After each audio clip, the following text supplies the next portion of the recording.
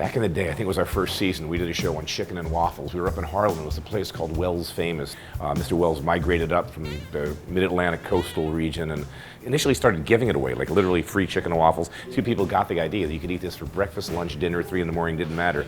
Wells Famous was famous. Everyone would go up there. During the Harlem Renaissance, it was the spot. Unfortunately, it closed lifetime of a restaurant, but suddenly in the last couple of years I've noticed this resurgence of this dish, which is kind of quintessential urban Harlem, New York cooking. And 3 places we're going to visit today. 2 of them opened up in Williamsburg and have now moved into Manhattan with their second place. Pies and Thighs and Sweet Chick. The other one's called Root and Bone. That's great. It's just, again, chicken and waffles, biscuits, Southern food, shrimp and grits.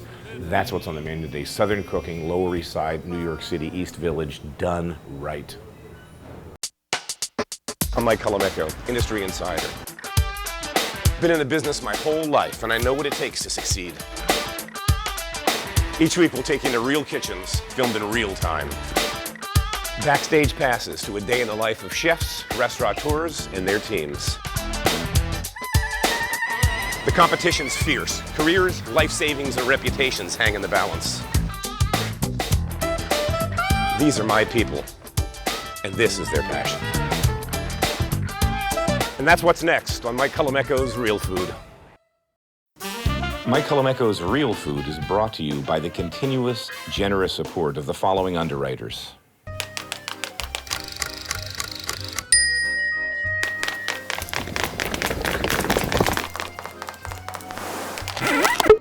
Extra virgin olive oil from Colavita, an Italian family brand.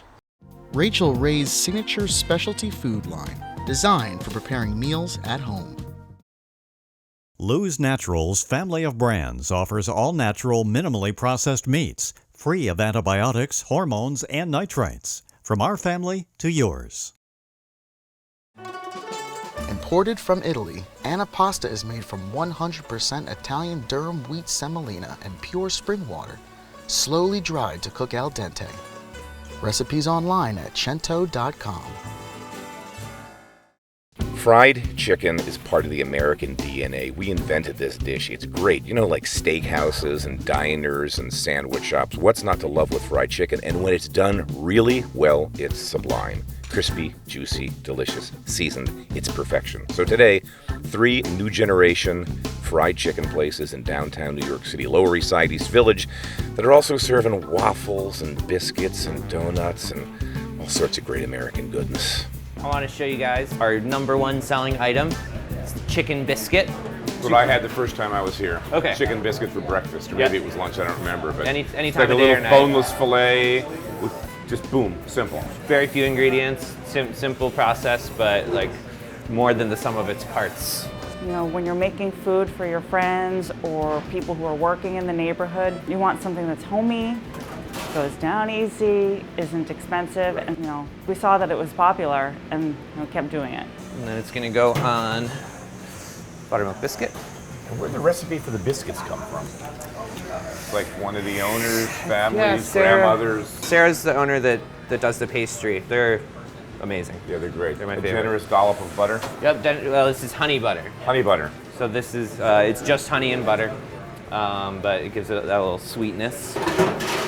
Pies and Thighs. Give me the story. So you had this crazy beginning where you guys would Yeah. like a pop-up DIY in the back of a dive bar. It was How'd that happen? insane. What was the story? We were making food at Marlowe and Sons for friends, and Which is a great Williamsburg yeah. establishment. Diner Marlowe and Sons been Yeah. there forever. And we sort of, felt like maybe we could take a chance on our own, but didn't have any money, and so as no one does. And we realized that there was a empty kitchen being used as this beer storage closet in the back of this insane dive bar with naked mermaids over the bar and a lot of Hasidic guys smoking, watching baseball. It was just like the diviest.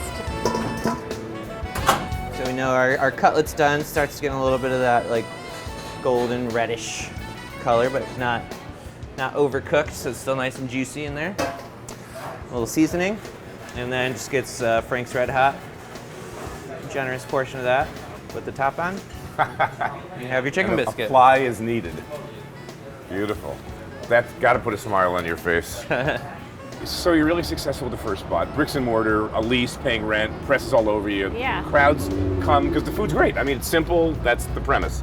Real Sure. simple, really Yeah. homey, really delicious. Yeah. You deliver. Yeah. You were looking for a second space, but you were looking at Brooklyn still. How'd you end up here? Well, living in Chinatown, I had like walked these blocks a bunch, and it always just felt really like New Yorky and weird, and like a bunch of different things coming together Right, down here. right. You know. You know, the more we walked around, we said, you know what, we're going to take the plunge and sign the lease. I had a baby the next week, and and then you know we've been building out, and we opened in January. What was this before? Was it a food service? Was No, it a- like a copy shop, so copiers Okay. and maybe photo printing. So this is all your build out, obviously. Yeah. So it's fixed. Your hoods, your plumbing. That's Yeah, a big number. it's a big number. I'm gonna do the meal that I would always order when I first started coming to Pies and Thighs, which is a catfish box with macaroni and cheese. I know, I feel really lucky that we got in here when the rent felt reasonable. Can I ask you a question? Mm-hmm. I mean, normally I could see that breading in like a big mixing bowl. This bag style, that's just like a Southern thing, or what is this? That's just how. That's a Pies and Thighs thing? That's how we do it. That's what the owners. You're saving taught on me restaurant to do. equipment, I'm telling you, and you're Yeah. recycling plastic. I like it this way. Putting the vilified plastic shopping bag to good use. In my cornmeal, it's just cornmeal. And I think in terms of Manhattan, maybe it is the last neighborhood to have a rent where a small restaurant like us can afford to open without a big financial backer. So Damn. Toasted cornbread. No wonder you like this. Holy snarfblat. That does look good, Chef. Little house-made tartar sauce, Yep. just because. Finish it off with a little squirt of Frank's. It's pretty good. It looks great. And that Frank's hot sauce in there is kind of brilliant. Yep. Because it kind of cuts. There's a bunch of acid, a bunch of vinegar in the Frank's hot sauce. Yep. It cuts the richness a little bit. I got to try your cornbread too. I'm a cornbread freak.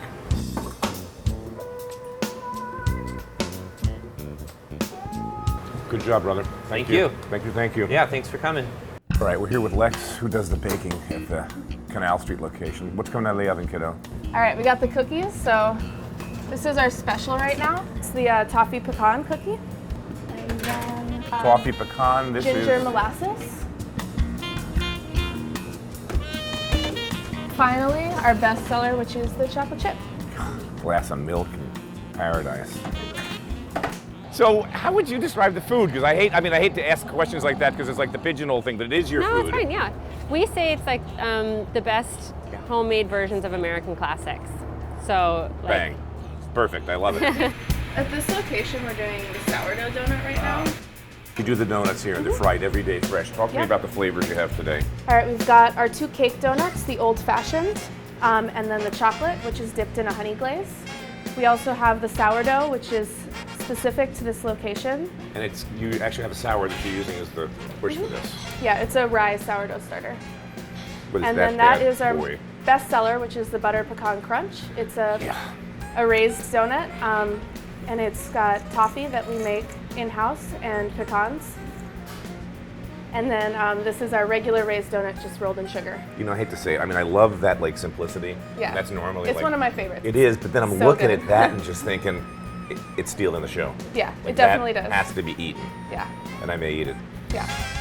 Pies, donuts, fried stuff, yeah, coleslaw, yeah. it's good sides, Yeah, and we cornbread. spend a little more on good ingredients, like all our meats are hormone antibiotic free. We make all our you sandwich got the breads Gianone and our chickens that are biscuit. great. Yeah, so we try to just have a business we're proud of all the way around, you know.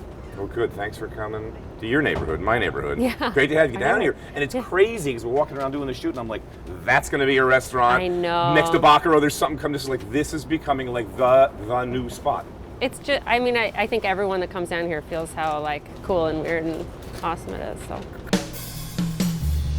So I'm going to make our Grandma Daisy's angel biscuits. They're actually Jeff's grandma's recipe. So there is a Grandma Daisy. That was the question. There is a Grandma Okay. Daisy. Yeah, it's Jeff's great grandmother. So it's her recipe.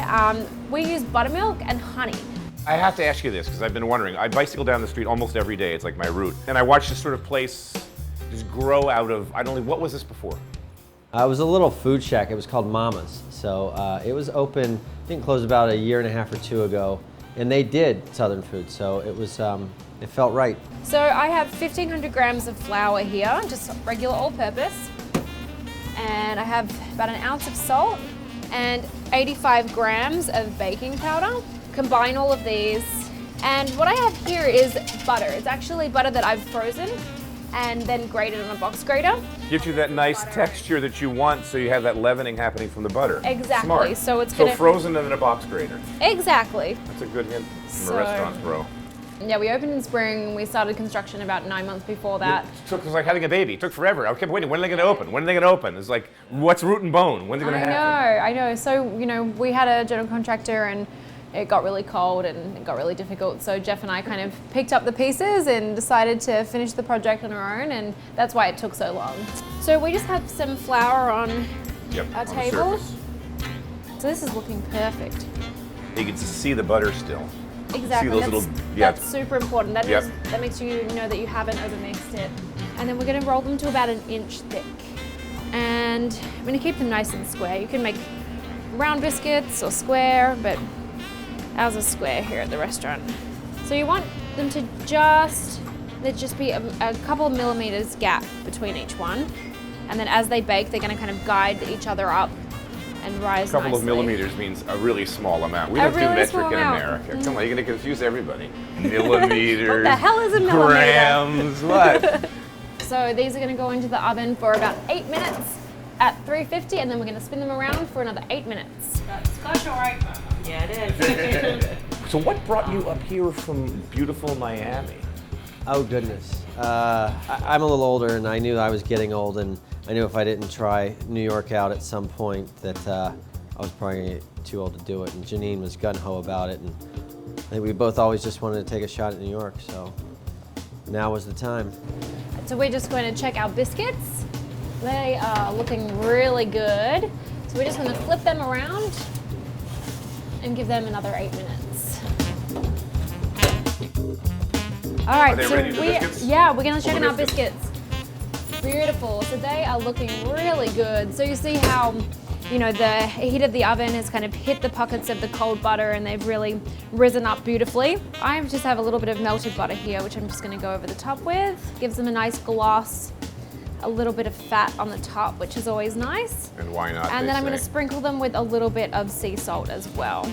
So we serve them with a honey chicken jus, and we take our little Benny seeds that we have here, which are very similar to the sesame seeds, but they're grown in the Carolinas. What are they called? Benny seeds. Benny, I've heard of these things before. And then we have just a little picked thyme here, just for garnish. That's it. That is pretty. All right, I'm getting the demo from the chef here.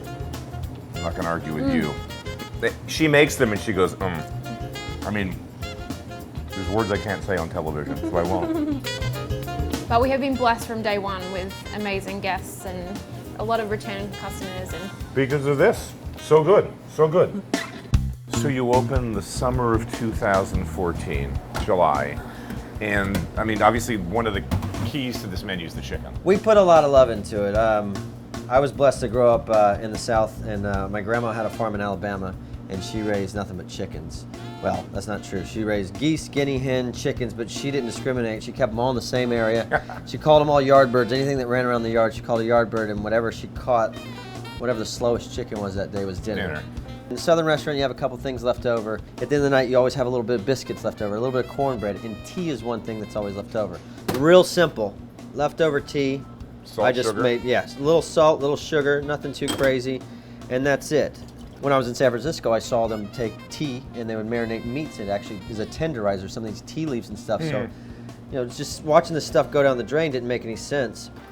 My first culinary job and chef job and sous chef job was all in Southern restaurants, and then I broke out and did some other things, and you know, I kept finding Southern food sneak up in whatever I did. We're going to throw this brine over the chicken, and we're just gonna let it set for about a day. I said, you know what, you gotta just go back to your roots. So, you know, Jeannie and I moved up here, and it felt right, and we found this little gem, and said Southern food on it. So we have AP flour here. It is, and I mean, we're not doing anything crazy. I've got a pinch of cornstarch in here, but other than that, I mean, I'm not doing anything that my grandma wasn't doing Black pepper, paprika. decades ago. Exactly, a little cayenne, a little paprika, a little garlic, a little onion, a little more black, and that's it, guys. Seasoned flour. Your It's basic seasoned flour, yeah. All right, we're gonna bread these? Yeah, so just dredge it in here real good, and then just lay it on these racks here. All right, we've got it coated, Beautiful. dried out. So this rack is really special, as you can see. Slips right in here. 300 and how many degrees? It's about 320. But because that lid closes, we got pressure acting in there too. Exactly. Who else uses this for fried chicken in the city? I don't know.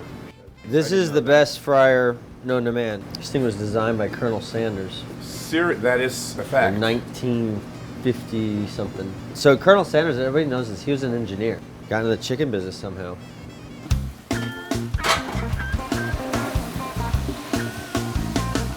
So you see how nicely and evenly that all fried out. I think when I first read about your birds, because I've had them beforehand. You've eaten here? Yeah. Oh, yeah? Yeah. Janine was here. I was here with my son back in the fall. Cool. It was great. Awesome. Yeah. But you could get that little tiny bit of lemon on Yeah, the sometimes chicken. the guys get a little carried away. No, but it's just like a hint, but it's brilliant. So what Yeah. you're doing is you're getting lemon, slicing them thin, Yeah. putting them on a sill plat, drying them. Very simple, yeah. Slice them thin, laying them out here. We're gonna throw this in the oven at low heat. When it comes out, it's chips. Put them in a Vitamix. And just to get the blades going, we're gonna take a little sugar and salt. And this is the secret ingredient. And you wanna stick your pinky in there? You know, there's a little sweetness, there's a little salt. This is like this magic dust that goes on all of it. And Southern food, I mean, I don't know what we as Northerners think of it, but it's really, to me, the more I bore down, the more it's fascinating. It's like the original American roots food. It's just like, it's farm to table before farm to table was a phrase. I'm going right for the thigh. It's my favorite part of the bird. You got that lemon dust on there. It's like magical. I mean, look at that surface. I'm not going to do like the best because who the hell knows what the best is, but if you got a short list of top fives, this is in it. So meatloaf, you know, everybody does the ground beef version, so I braised off a bunch of short rib one day, threw it in a hotel pan, it had gotten pressed, forgot about it, and the next day when I flipped it out, So this looks cool. and being from the South, always having mom's meatloaf, which, Mom, it was good, but this is way better. And what we're gonna do is we're gonna sear it in this cast iron pan here, screaming hot pan. So you've got short rib, we fold in a little bit of caramelized onions here. So we've seared it pretty heavily here, and we're just gonna give it a flip. And you guys from the beginning, again, kudos. But once the doors were open, you were packed. Like word got out. I don't know if it was a reviewer, was it the Times, was it the Eater thing? We haven't hit the time yet. You have not been, so no Times. No. No, I think he might have a hard time getting in sometimes, I'm not sure. Cauliflower. Yeah, we've got a few cauliflower steaks here that I've already kind of pre-seared some of these. And we're just gonna lightly season this. A little salt, a little pepper. Instead of the potato, we just took some cauliflower, cooked it down with cream, very simple. Love the plate, man. That's total mom style. Yeah. Dude. Carolina thrift store. All right, so we've got our vegetables here. And now we're just gonna place it right here. And so, again, ketchup is pretty traditional. We took some tomatoes, threw the peel off of them real quick, left them on the stove and forgot about it and just melted them down until they really just cooked into their own jam. Here at Root and Bone, we do, we do fried chicken, we do biscuits, we do meatloaf. We do our different takes on them. So this is our take on meatloaf. And this is just a little gravy that might have fallen off the meatloaf. And that's it, that's the meatloaf dish.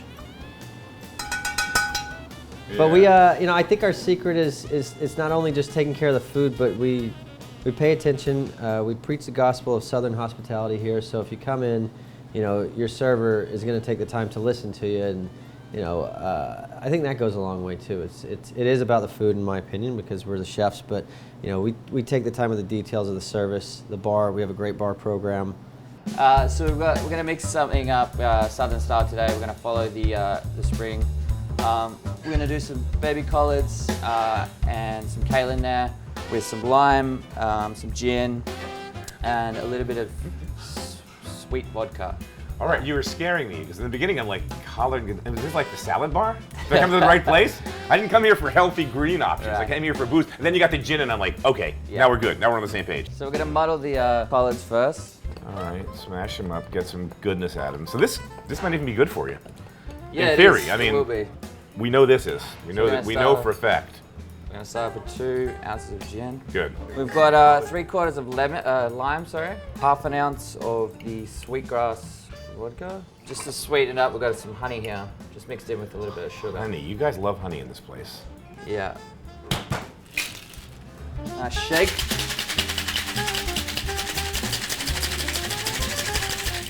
Oh, you can see them. See, they're all smashed up. Little bits of leaves floating around in there. And then we're just gonna finish off with a bit of lime zest over the top. And there we go, we've got the Green Acre. That's what this is going to be called? Yeah, that's what it's gonna be called. Oh, you know that's good. You know that's good. It is.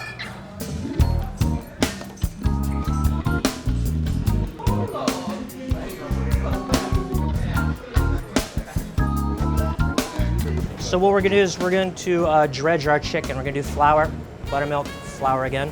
We'll drop it into the fryer, cook it off for probably 12 to 15 minutes. Come out nice and golden brown. Thanks for letting us in. Of course, man. Congratulations Yeah, on your glad to be here, man. success. Thank you, man. Welcome to the Lower East Side. I know. And this is cool. So you opened in Williamsburg how many years ago? It's just a little over 2 years ago. We opened in Williamsburg. And what was the idea? What made you think? Because this Chicken and Waffles is a real New York story, and we were lucky enough years ago to film at Wells Famous in Harlem before they closed. I didn't so know that. That's our amazing. first season, we were up there with Mrs. Wells and got Yes, that whole wow. how that thing came to be. What was your connection to this? I mean, I'm born and raised in New York. I grew up in the city. I've always kind of been a fan of chicken and waffles, the dish itself, and just kind of the culture around it. And I didn't really think anybody was really doing it the way we're doing it in New York. It's a pretty typical Belgian egg whites, sugar, and a little bit of flour. So you like Pies and Thighs where we were today as well. You know, it's funny because I'm seeing this like migration where you open up in Williamsburg, kind of blow up, and then you come back to this side of the bridge, which is funny. Why here? Why the Lower East Side? For me, I mean, I'm from New York. I just thought that, Williamsburg is kind of quote unquote the coolest neighborhood in the world. And, what else is cooler than the Lower East Side too, And it's going through a big transition. When it's all said and done and this neighborhood does change, the direction it's going, we'll be the OGs of this neighborhood. Which is funny when you think about that. That's pretty, man. Yeah, we're getting close. And then what we also do in-house is we serve it with flavored butters.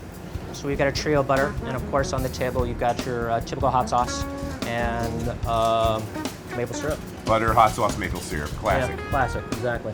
I really just kind of wanted to create a place that was in tune to the neighborhood and the diversity and really just have a place where people could kind of connect and kind of serve the community and just do great food and great simple, hospitality. approachable, easy price point, which this stuff has. Exactly.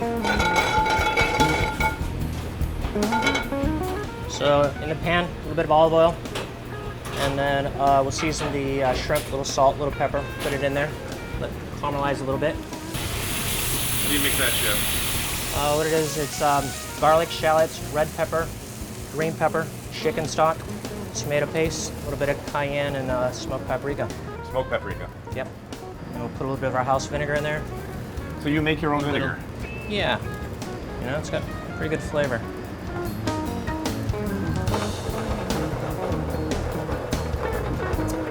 Habanero. Yeah. It's pretty hot, right? Whoa. It'll get ya. Yes, sir. We've got our grits. Now that shrimp is cooked, we'll reduce it slightly. Got our poached egg. And then what we'll do is we'll garnish it with scallions. That's our shrimp and grits.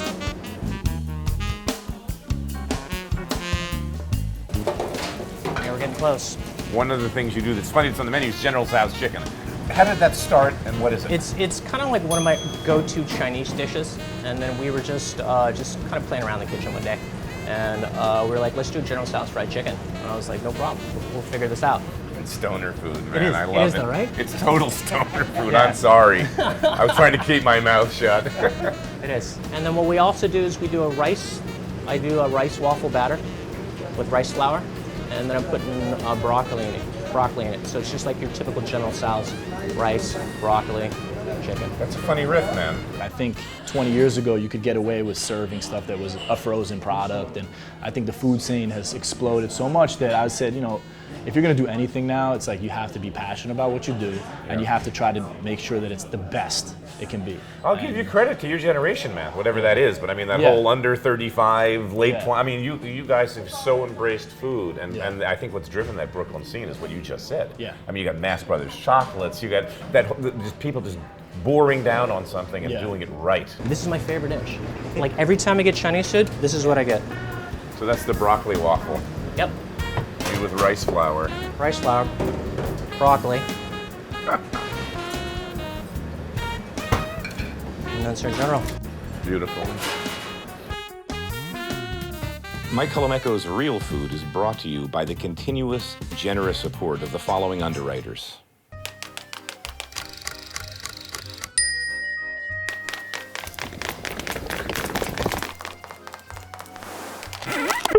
Extra virgin olive oil from Colavita, an Italian family brand. Rachel Ray's signature specialty food line, designed for preparing meals at home.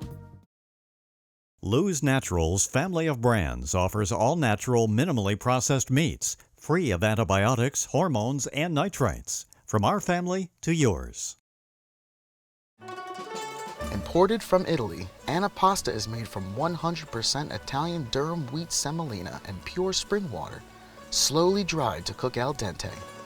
Recipes online at cento.com.